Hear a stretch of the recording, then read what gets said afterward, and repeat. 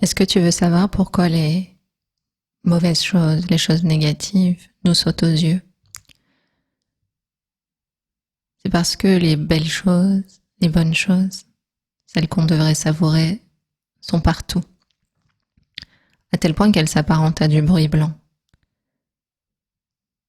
Le bruit blanc, c'est ce son qui contient toutes les fréquences, comme la lumière blanche comprend toutes les nuances de la lumière.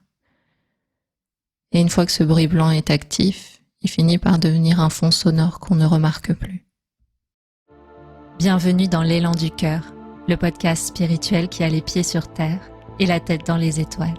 À chaque épisode, je t'aide à trouver le chemin d'une vie alignée et d'une spiritualité épanouie.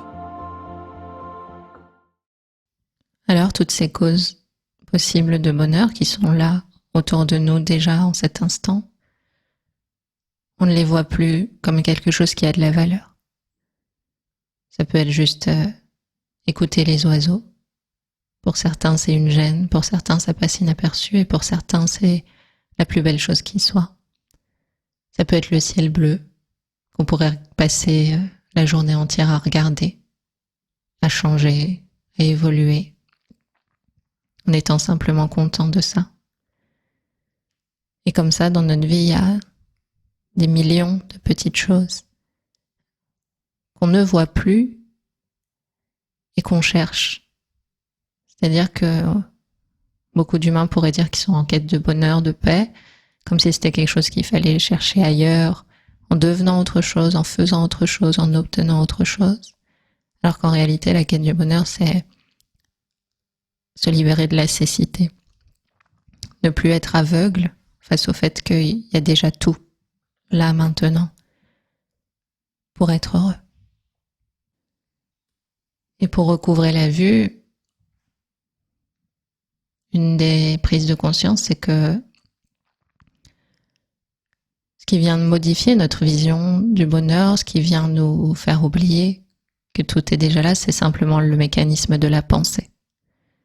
Vous avez peut-être déjà remarqué et eu cette subtilité de penser je sais que là j'ai tout ce qu'il me faut, mais quand même, si j'avais ça, si je pouvais faire ça, si je pouvais devenir ça, si je pouvais être ailleurs, alors que le lieu dans lequel je suis, je l'ai évolué depuis très longtemps, j'ai encore envie d'autre chose. Et ça, c'est juste la pensée qui fait croire que ce qui est déjà là est insuffisant. Et c'est pareil avec les situations. Souvent, on va souffrir d'une situation et la voir comme négative parce qu'on s'est mis à la penser. C'est-à-dire, j'ai une pause professionnelle dans ma vie, j'ai pas réussi à faire tel projet, telle personne m'a dit ça. Donc ça, c'est la situation qui est creuse, vide et neutre. Et puis ensuite, il y a la pensée qui vient rajouter que cette situation voudrait dire quelque chose sur moi. Par exemple, je suis en échec, je suis bloquée, j'y arriverai pas, j'ai un problème, je suis blessée. Voilà, toutes les pensées qu'on vient rajouter, accoler dessus, qui font qu'on diminue la quantité d'amour qu'on peut avoir pour soi, pour la vie, et aussi cette sorte de fluidité et d'accueil et d'acceptation des choses comme elles sont. Tout d'un coup, on se ferme et puis on commence à noircir notre regard sur les choses. Et donc le bonheur, le bruit blanc, c'est bien sûr les oiseaux, le ciel bleu, être dans un pays en paix, avoir un corps en vie, en bonne santé, pouvoir lever ou bouger la main. Pour certains, c'est impossible. Donc il y a toutes ces choses simples et puis ça nous arrive d'y penser. Mais en vérité, si on avance encore d'un cran, ce bonheur et ce bruit blanc, c'est aussi quand il y a des pensées douloureuses, quand il y a une vision des choses, un scénario compliqué qui se déploie dans le mental, se dire qui est celui qui regarde ses pensées, qui est celui qui observe cette situation, qui est celui qui observe mon personnage se débattre avec la réalité.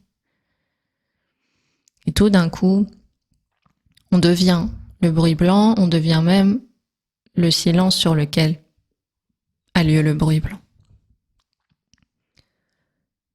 Donc cette notion de bruit pour symboliser le bonheur, il amène à deux choses, c'est-à-dire, premier niveau, prendre de la distance avec les pensées qui font croire que quelque chose serait inadapté ou imparfait.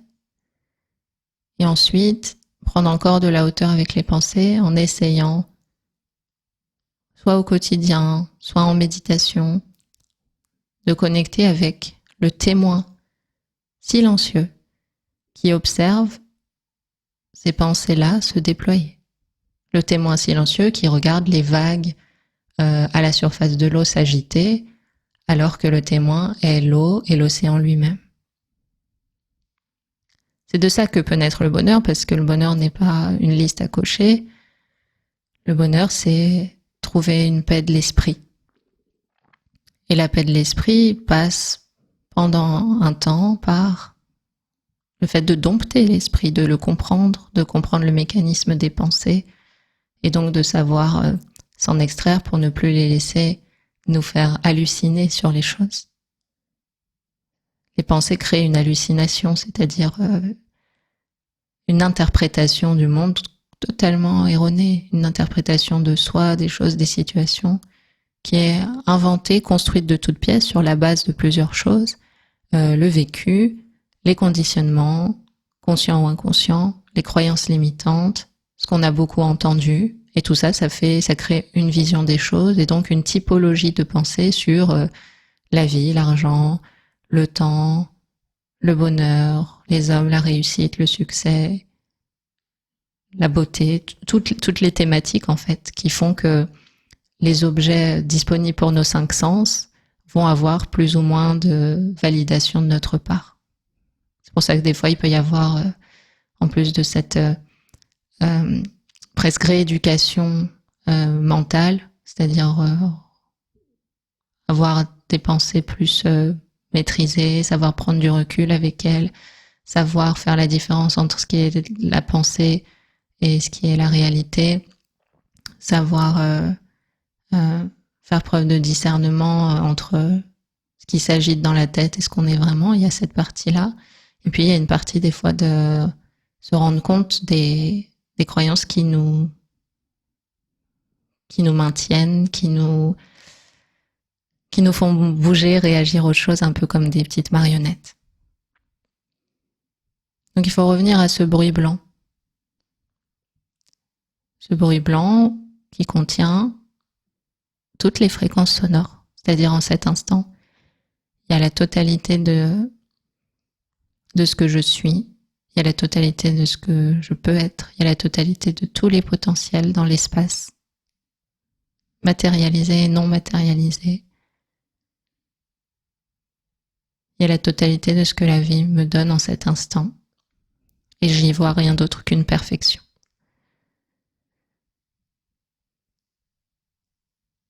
Et ça,